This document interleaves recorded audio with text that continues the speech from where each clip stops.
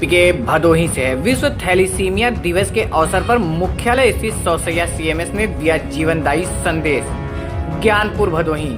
आज विश्व थैलीसीमिया दिवस के अवसर पर मुख्यालय स्थित सौसैया सामुदायिक स्वास्थ्य केंद्र के सीएमएस डॉक्टर सुनील कुमार ने एक महत्वपूर्ण संदेश देकर लोगों को इस आनुवंशिक रक्त विकार के प्रति जागरूक किया है।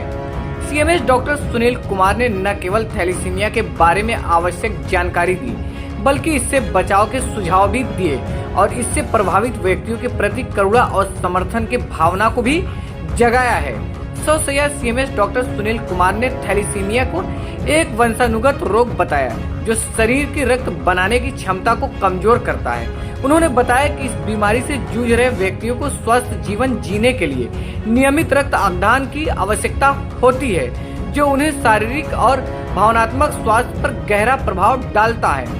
अस्पताल के सीएमएस ने इस बात पर विशेष जोर दिया कि थैलीसीमिया की रोकथाम के लिए जागरूकता और सही समय पर उठाए गए कदम महत्वपूर्ण होते हैं। सरकार द्वारा इस बीमारी के बचाव हेतु तमाम योजना बनाकर जागरूकता चलाया जा रहा है। परामर्श को अपनाने से भी भावी पीढ़ी इस बीमारी से बचाया जा सकता है।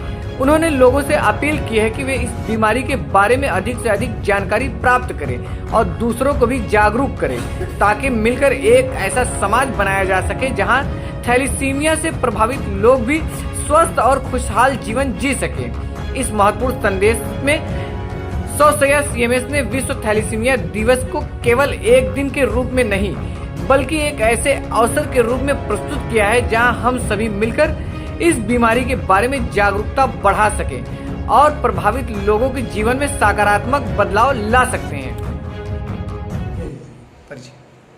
मैं डॉक्टर एस.के. पासवान, सीएमएस सौसैया संयुक्त चिकित्सालय सरपता भदोही से आम जनता को एक मैसेज देना चाहता हूं कि आज जो है ये वर्ल्ड थैलीसीमिया डे है। थैलीसीमिया में एक जेनेटिकल एबनॉर्मलिटीज़ होती है जो जन्मजात होता है और ये हेरिडिटियल होता है, जो वंशानुगत होता है।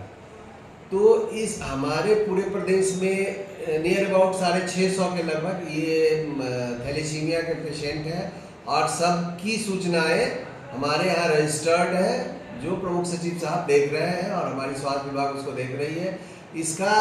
इसमें मेन होता है जो खून की कमी होती है।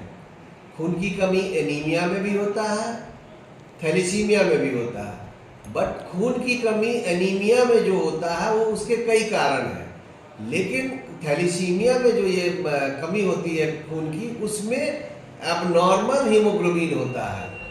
तो जिसके कारण जो है बच्चे कमज़ोर हो जाते हैं, शरीर पीलापन पड़ने लगता है, सांस फूलने लगती है, बार बार खून चढ़ाने की जरूरत पड़ता है। तो ऐसी स्थिति में हम आम जनमानस से यही कहेंगे कि अगर कहीं भी कोई थैलीसीमिया इस तरह का मरीज दिखता है जिसको खून की कमी है, सांस चलने में दिक्कत हो रही है, सांस फूलने में दिक्कत हो रहा है, सांस फूल रहा है या और भी कई परेशानी है, थकावट हो रही है, तो उसको अविलंब जो है वो बिना देर किए हुए अपने निकटतम स्वास्थ्य केंद्र पे जाके इसकी जांच कराएं कि ये नॉर्मल एनीमिया है या थैलीसीमिया है। थैलीसीमिया का परमानेंट जो इलाज है वो बोन मैरो ट्रांसप्लांटेशन होता है, जिसको बीएमटी कहते हैं। तो बोन मैरो ट्रांसप्लांटेशन के लिए हमारी 2 जगह है, एक एसजीपीजीआई है और एक नोएडा में है।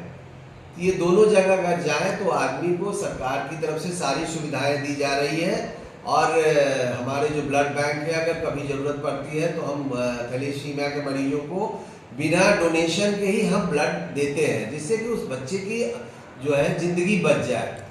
तो हमारी यही गुजारिश है लोगों से, आम जनमानस से, कि इस तरह के मरीज जो काफ़ी कमज़ोर हो, थका थारा लगे, खा नहीं पा रहा हो, चमड़ी पीली पड़ जा रही हो, तो उसको तुरंत जाके अपने या तो जिला अस्पताल में या सामुदायिक स्वास्थ्य केंद्र पे या प्राथमिक जो नज़दीक पड़े वहाँ जाके दिखाएं, ताकि लोग इसको जो है इसका निदान कराया जा सके। सरकार की योजनाएं बहुत ही बृहद लेवल में है कि थैलीसीमिया के मरीजों को हम लोग ढूंढ रहे हैं, गांव-गांव जाके इसको पता करते हैं, लोगों से पूछते हैं कि इस तरह की कोई मरीज अगर आता है तो हमें पूरी डिटेल दीजिए कि ये नॉर्मल एनीमिया है, सिर्फ खून की कमी है, या वंशानुगत वाली थैलीसीमिया है। तो थैलेसीमिया पता करने के लिए हमारे पास तमाम संसाधन है जिससे हम पता कर लेते हैं।